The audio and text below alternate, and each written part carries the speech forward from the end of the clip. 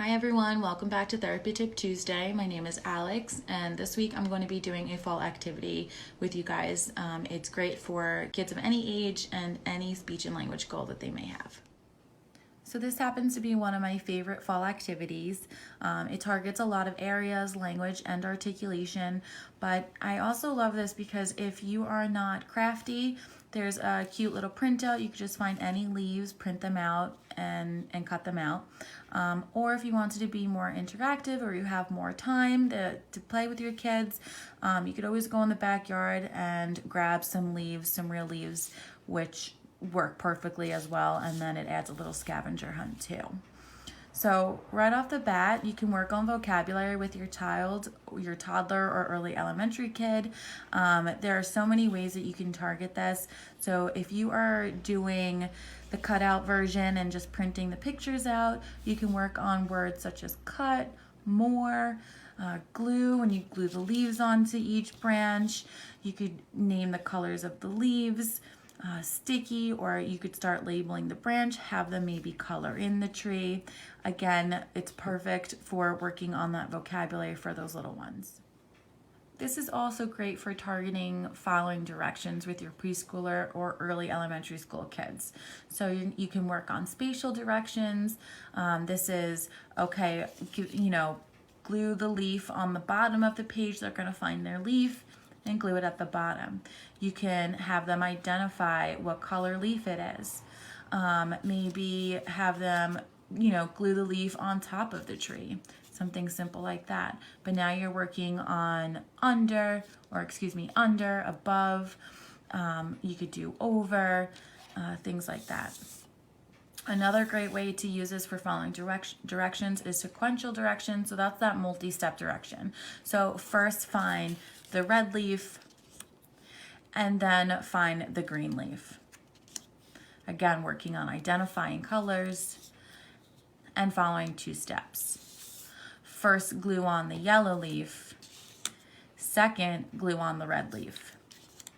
Now you're working on first and second. Before we worked on first and then, just again, that multi-step. You can also work on before and after. So again, these can be really tricky for some kids, so it's a great practice for them. Before you glue on the red leaf, give me the green leaf.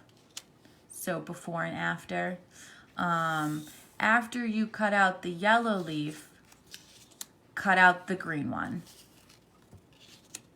Two steps, but before and after. You can even work on something as basic, so just basic following directions, those one steps, those very simple directions. So cut out one leaf, glue one leaf to the page, keeping it really simple for them. It's also great for targeting more complex language skills. So say you're looking to have them start describing, right? You're gonna have all the leaves out on the table, one way to do this, and have them in their head pick their favorite color leaf or their favorite leaf out of everything that you have, right? And they're going to describe the attributes to you. So this is going to work on that vocabulary, that grammar, the grammatical structure. So vocabulary like size, you're going to have them describe the size to you. Is their favorite leaf big, small, fat, skinny? Descriptive words like that. Or even the color, right? So you can have them describe, is it more orange, or maybe a lighter green versus the darker green you're gonna have them describe, or the shape of the leaf, is it longer or more fat, or even the quantity, or the quantity of the points of the leaves. So some leaves have more points than others, so that's a perfect way to describe them. But you can work on vocabulary, but also that grammatical structure. You're going to have them, useful sentences if they're up for that. I want a leaf that has, and then have them use that descriptive word. You're really reinforcing the correct verb tenses, things like that. Sorting is another perfect example of how you can target this with language. So you can have them organize the leaves by tall leaves, the round leaves, heart-shaped leaves, skinny, wide, maybe even by color, or maybe how many points are on each, things like that. And then that also targets their language skills.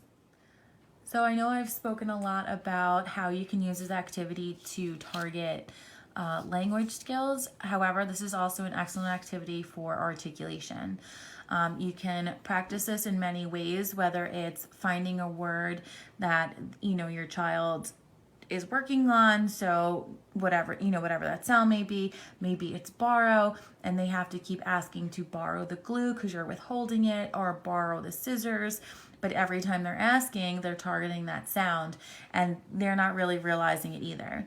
Another perfect way that you can use this, if it's hard to find a word that maybe goes with the activity, you can always have their word list next to you, which is probably provided by the therapist at some point for homework, or you can always quickly Google some words that will start with the sound that they're working on, or maybe they're working on it in the final position. But either way, you can find a list of words that they're targeting with their sound, and what you're going to do is you'll have them say the word 10 times, and then they get a little mental break. So then every time after that 10, you're going to give them a leaf, and then they can glue it on, and then they're going to say another 10, and they're going to glue on another leaf.